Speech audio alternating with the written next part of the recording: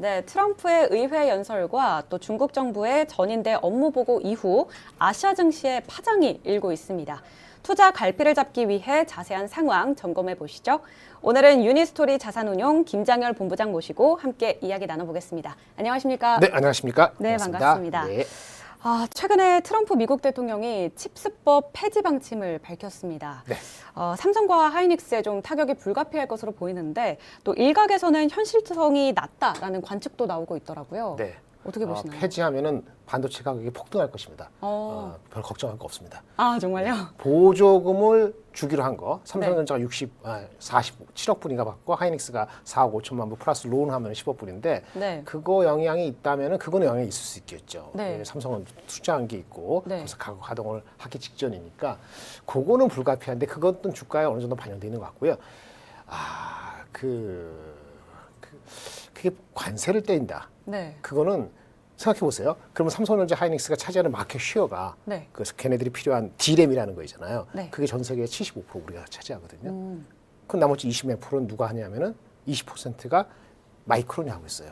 그 네. 마이크론이 캐파가 생산할 수 있는 능력이 네. 갑자기 20몇 프로가 100% 됩니까? 불가능하죠. 불가능하네요. 반도체가 폭등합니다. 그럼 거기에 빅테크 업체들이 반도체 쓰고 있는데 난리가 나죠. 네. 그럴 일은 없다고 보고요. 혹시 그것 때문에 빠진다면 열심히 사시면 됩니다. 네, 알겠습니다. 그러면 우리나라 기업들은 또 어떻게 대응을 해나가야 될지도 궁금한데 네.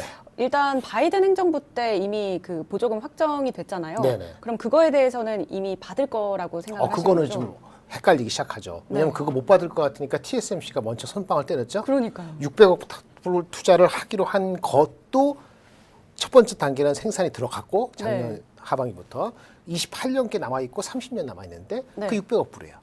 근데 그보다 더 큰 금액을 하겠다고 발표했어요. 공장 네. 3개 짓고 그다음에 뒤에 후공정, 패키징까지. 네.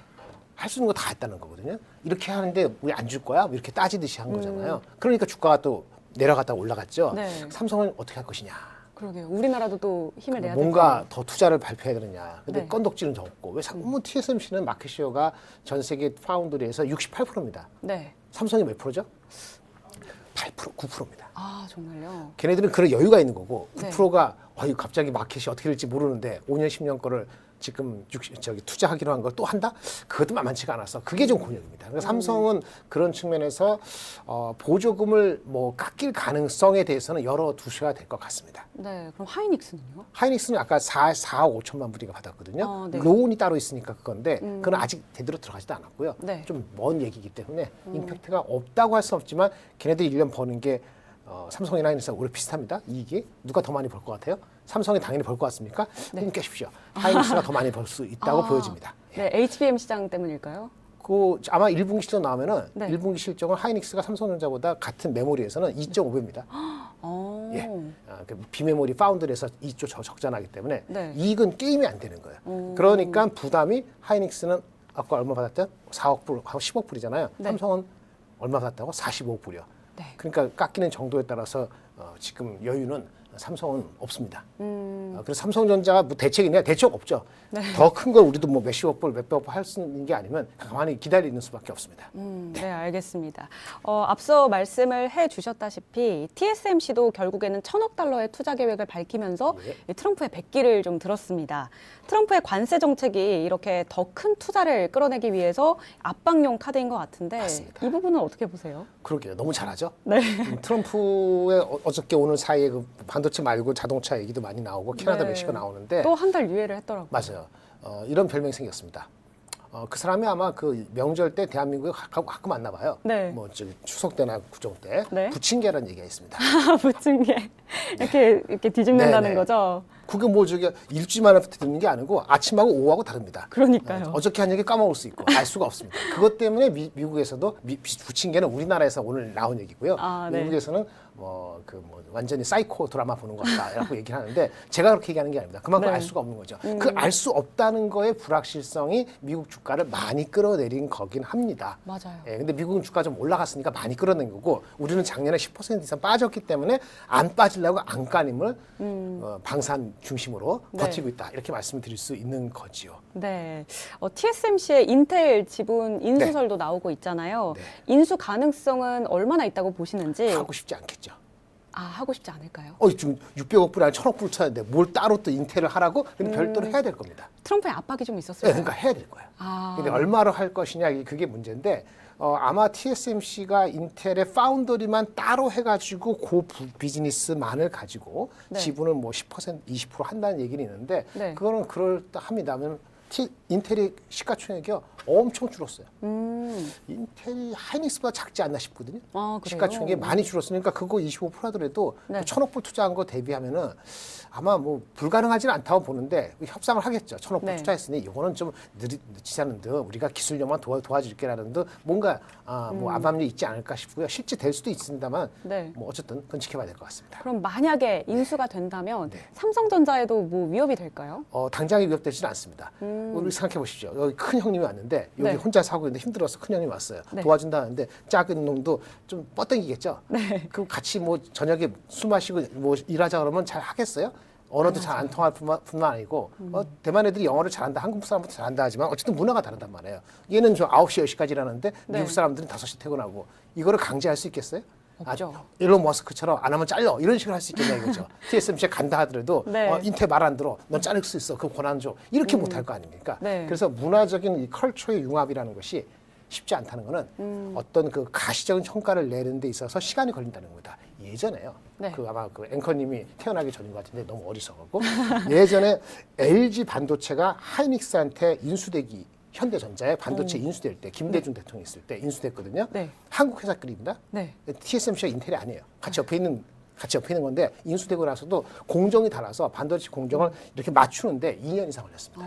오래 걸리죠. 그러니까 실제 헤드라인 뉴스는 그거 되면은 네. 뭐가 될 것처럼 하지만은 실제는 뭐 2년은 안 걸리더라도 꽤 걸립니다. 그래서 삼성전자의 임팩트가 이미 망가진 삼성전자의 파운드리가 이걸로 해서 더 망가질 건 없고 센티멘트적으로 우리가 그때 2등을 확신했는데 뭐 어떡하지? 뭐 이런 생각은 들 수 있는데 뭐 그게 네. 뭐 새롭지는 않은 것 같습니다. 네, 이렇게 얘기를 좀 해봤고 이제 중국 쪽으로 넘어가 보도록 할게요. 딥시크 등장과 함께 또 중국의 AI 기술이 정말 급성장하고 있잖아요.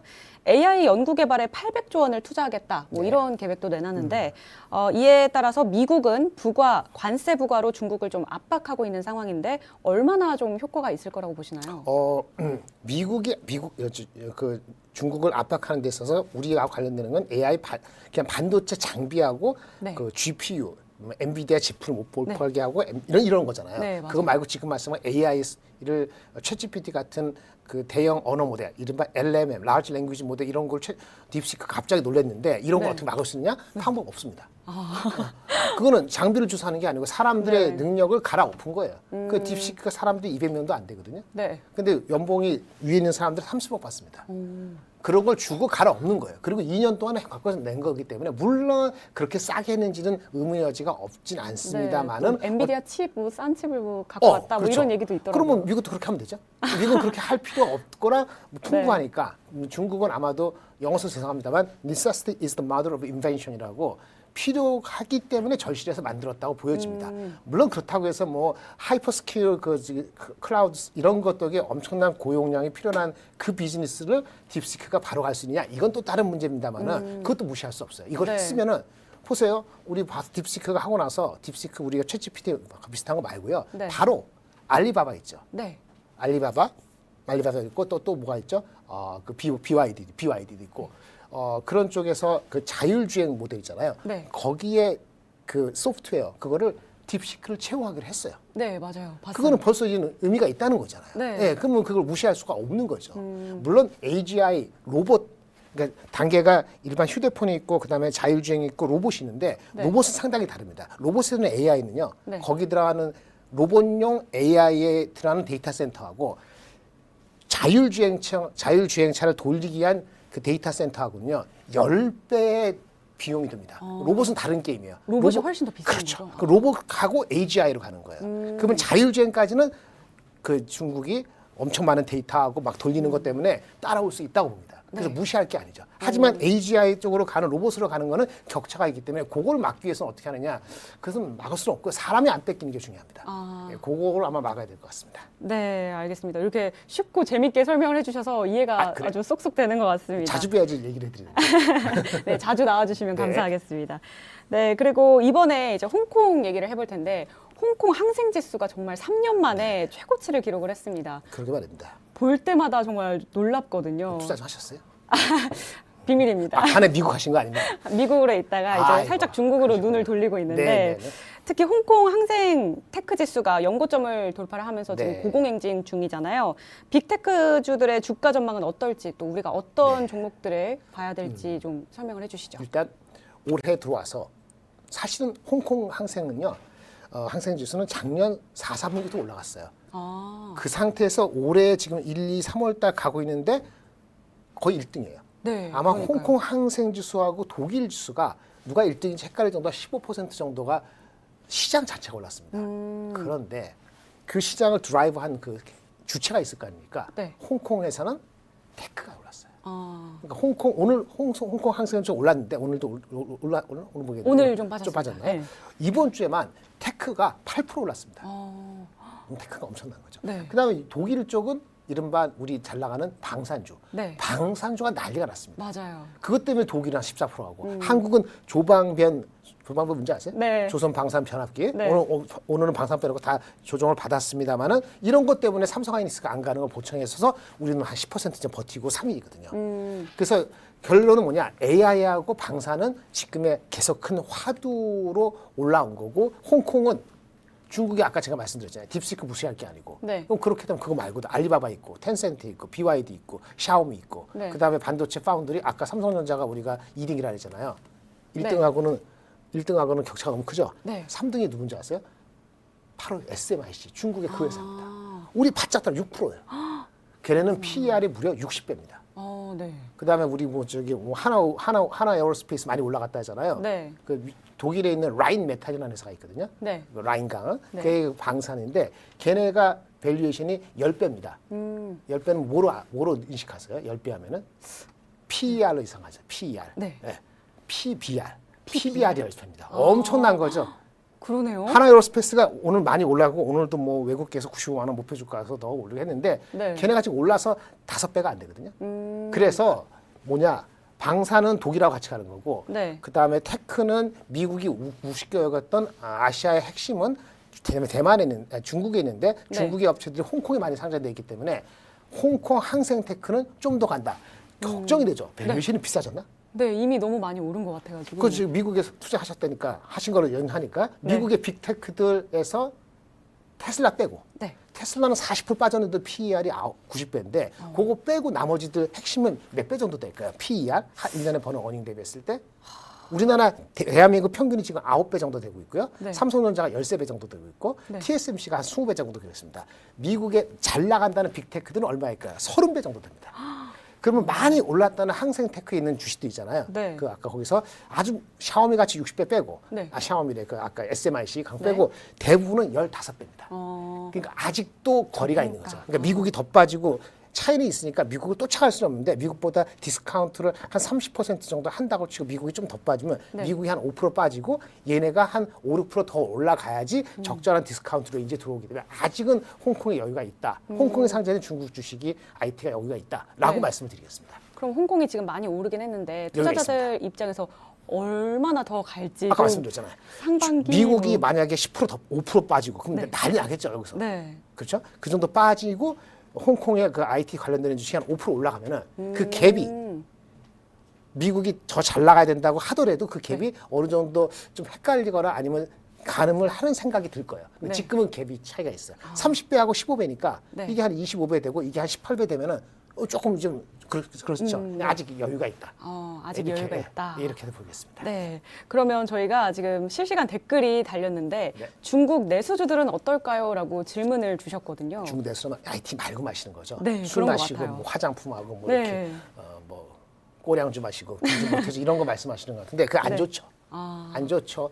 어제 오늘 제가 못 봤습니다. 그런 주식이 어떤지는. 네. 근데 이제 양해가 있었죠. 네. 근데 양해가 있었는데 거기서 뭔가 엄청난 거 생각했는데 그 엄청난 건 없었어요. 그래서 조금 뭐 힘을 더 못 따는 것 같아요. IT는 많이 올랐고 네. 아까 말씀하신 내수주가 해야 되는데 그건 좀 기다려야 될 것 같아요. 왜냐하면 주가가 좀 빠지긴 했는데 먹고 네. 마시는 거에 인민들이 소비를 해야 되잖아요. 네. 미래에 대한 자신감이 있지 않으면 저축을 아직도 하거든요. 물론 저축률이 요즘 줄어들었어요. 네. 그러니까 저축이 약간 줄어들어서 소비를 할 수도 있는데 아마 이런 애 같아요. 이제 뭐냐면 그 의료보험비라든가 아니면 무슨 그런 거 지원해 주는 게 더 확신이 되면은 쓸 겁니다. 근데 저건 있죠. 가전제품은 좀 늘어났거든요. 휴대폰도 맞아요. 늘고 이른바 이구환신, 네. 헌집 줄게 새집 다오. 네. 그 가전 그래서 휴대폰이 좀 팔린다 해요. 전 세계 휴대폰은 별로 늘지 않고 있는데 중국은 많이 늘었거든요. 네. 그런데 이것이 먹고 마시고 쓰고 하는 거에 있어서 지속될지는 저번에 춘절 1월 달에는 효과가 있었는데 네. 지금 2월 데이터가 나오는 3월에는 아주 그렇게 팬타스틱하지는 않은데 실망할 건 아니에요. 일단 코로나 직전 레벨까지는 사람들이 여행도 가고 영화도 보고 하기 때문에 시간이 좀 필요하거나 좀 더 계기가 필요한데 누구는 그럽니다. 이번에 발표된 거 말고 이번에 그 양해에서 발표된 거 말고요. 네. 뭐가 있어야 되냐? 민영 기업을 어떤 이렇게 실질적으로 도와주는 대책이 나오면은 네. 그 민영 기업 도와주는 것이 일반 국민들한테 인민들한테 가거든요. 근데 그걸 기다리고 있는데 아직 그게 발표가 안 됐어요. 그래서 보면 기다려야 되는데 현재로서는 공격적으로 들어가기 조금 이른 것 같습니다. 네. 지금 댓글을 보니까 오늘따라 정말 시청자분들께서 참여를 많이 해주고 계시거든요. 그러세요? 네. 이런 적이 좀 처음이었는데 가보도록 할게요. 바이두는 왜 이렇게 못 오르나요? 라고 이렇게 질문을 직접적으로 주셨는데. 바이두가 인터넷 그런 쪽이잖아요. 네. 그러니까 이게 문제가 엄청 큰 규모 모든 이게 다 갖추고 있는 텐센트예요. 아, 네. 그리고 떠오르는 건 알리바바. 네. 그러니까 알리바바 같은 투자 계획을 발표해야 돼요. 어제 진짜 많이 올랐던데. 알리바바. 네. 그거 왜냐면 그 전에 한번 발표됐을 때 며칠 전에 좀 빠졌다가 다시 올라가는데 네, 맞아요. 알리바바가 투자를 엄청 하는 정도가 얼마냐면은 향후 3년 동안 투자할 금액이 지난 10년 동안 한 것보다 훨씬 높고 작년에 한 80억 불을 투자했는데 네. 3년 동안에 투자할 것이 이게 제 기억으로는 한 530억 불이니까 1년 하면 150억 불 되잖아요. 네. 작년에 2배 레벨로 계속 3년을 쓰겠다는 거니까. 그렇죠. 자신감을 보여줬잖아요. 네. 근데 바이두는 그런 게 없었어요. 아직까지. 그러다 보니까 좀 우선순위에서 낮고 네. 그래서 밸류에이션도 가장 낮아요. 음. 아마 바이두는 밸류에이션이 10배가 안 되는 것 같은데 네. 상대적으로 좀 그런 아쉬운 점이 있습니다. 우선순위가 되기는 현재는 어렵습니다. 아, 네, 이렇게 깔끔한 답변을 주셨습니다. 그러면 아까 우리가 뭐 미국 빅테크 얘기를 했었는데, 네. 뭐 테슬라는 아까 많이 조정을 받았다라고 하셨고, 엔비디아도 마찬가지로 지금 네. 좀 쉬어가는 국면이잖아요. 맞습니다. 뭐 언제쯤 조정이 끝날 거라고 좀 예상을 하시는지. 테슬라부터 엔비디아부터 어떤 엔비디아. 엔비디아부터요. 네. 엔비디아는 오늘이 매우 중요합니다. 오늘이요?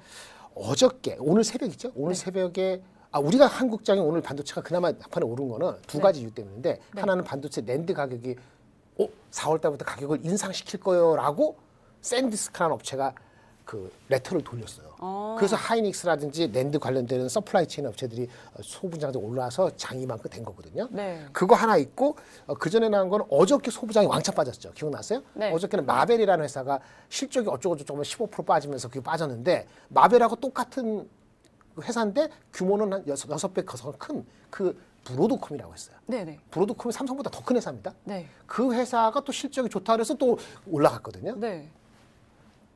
그런 거죠. 그러니까 그러니까 질문이 뭐였죠? 헷갈리는데. 엔비디아 주가 그래서 조정은 언제? 근데 브로드콤 큰 회사예요. 네. 브로드콤이 올라가는데 브로드콤 올라가는 거 핵심이 뭐냐면은 브로드콤은 GPU가 아니고 그 커스텀한테 맞는 칩, 커스텀 에이직 칩을 가지고 성장하겠다는 거예요. 그러니까 주가가 많이 좀 이렇게 기대를 12월 달에 한번 20% 오르고 옆으로 쉬었는데 오늘 보여줬잖아요. 오늘 뭘 보여줬냐? 우리가 고객이 3개가 있는데 그 12월 달 한 거예요. 고객 3개. 이게 메타하고 오픈AI하고 뭐 하나 해가지고 고객 3개를 가지고 3년 뒤에 얘네들 시장이 한 600에서 900억 불이 형성될 것 같아. 지금 얘네들이 500억 불 하고 있거든요. 네. 3년 내에 그거보다 더 큰 한 1.5배, 2배 되는 시장이 자기네한테 다가온다라고 얘기하는 회사 고객을 3개 확보했다고 12월 달에 얘기해서 그때 20몇 % 올라간 거거든요. 네. 그 전까지는 브로드콤 그렇게 별 주저하지 않았어요. 휴대폰에 들어가는 칩 만드는 회사였는데 그러니까 커스텀 에이지 칩이 엔비디아가 갖고 있는 GPU 시장보다는 한 15%밖에 안 되는 시장인데 이게 한 30% 되는 거 아니야? 그게 되는 거거든요. 근데 네. 오늘은 뭐라 그러냐면 네. 고객 3개 얘기했죠. 이번에 고객 2개를 추가하려고 얘기 중이에요. 라고 했어요. 누군지 밝히지 않았어요. 네. 실적 자체 넘버의 실적 자체하고 이번 분기 실적 가이던스는 그냥 1, 2% 변동이니까 그걸가 주가 오른 게 아니에요. 그래서 브로드컴이 오늘 시간 외에서 네. 그 오늘 끝나고 나서 장이 한 10몇 프로 오른 거거든요. 본장에서 어떻게 되는지 모르죠. 그럼 뭐죠? 엔비디아 돌아가서 엔비디아는 많이 빠졌잖아요. 네. 엔비디아는 그런 캐탈리스트 촉매가 있느냐 이거죠. 네. 그래서 엔비디아가 덜 오르면은 그러면 이제는 이게 커스텀 에이직이 그냥 정통적인 GPU보다 더 성장성을 사람들이 두는구나라고 볼 수 있는 거고 네. 만약에 그 브로드컴이 한 10% 올랐어요. 네. 근데 엔비디아도 한 4% 올랐다. 그러면 얘네들도 아직 기대를 갖는구나라고 보시면 돼요. 근데 엔비디아는 언제 진짜 캐탈리스트가 있느냐 그 분기는 이 다음 주가 아니고 17일에서 19일, 20일 사이에 있는 엔비디아가 매년 하는 걔네들의 컨퍼런스가 있습니다. 네. 테크놀로지, GPU 테크놀로지 컨퍼런스란 GTC가 3월 17일, 19일이 있는데 그때 뭔가 자신 있는 테크놀로지 로드맵을 보여주면은 엔비디아가 떨어진 거를 네. 상당 부분은 캐치업할 수도 있고 네. 그때까지 캐치업이 안 되면은 조금 무게추가 커스텀 에이직 쪽으로 갈 소지가 있죠. 지금 네. 어떻게 되냐? 밸류에이션. 아까 밸류에이션 1년 동안 버는 거 PER. 네. 아까 미국은 다 30배 했는데 얘네들이 많이 빠졌어요. 네. 그 셋 다 둘 다 오늘 아침 종가까지 하면 비슷한 27배, 25배예요. 그러니까 30몇 배가 떨어져서 싸진 것 같죠. 네. 근데 뭔가 보여줘야 되는데 엔비디아보다는 브로드컴이 오늘 실적 발표하면서 뭔가 희망을 줬잖아요. 네. 근데 이게 한 30배 가면은 엔비디아가 거리가 다시 벌어지잖아요. 엔비디아가 캐치업할 수 있는 거를 2주 내에, 1주 내에 그걸 보여주면 올라가는 거고 아니면은 너무 많이 빠졌으니까 1, 2% 네. 온다 하고 말면은 여전히 한 1, 2주 기다려야 되고 이렇게 되는 거죠. 네, 한 2주 동안 또 주가 흐름을 좀 잘 체크를 일주. 해봐야 될 것 같습니다. 오늘 금요일이니까 1주 정도. 네, 그렇습니다. 알겠습니다. 지금 많은 분들이 댓글을 남겨주셔서 제가 다시 한번 소개를 드리겠습니다. 저희와 지금 함께하고 있는 분은 김장열 유니스토리 본부장님이십니다. 여러분 많은 관심 부탁드리고 다음에도 또 한번 나와주셔야 네. 될 것 같아요. 네, 네, 오늘 언제든지. 말씀 너무 감사드립니다. 네.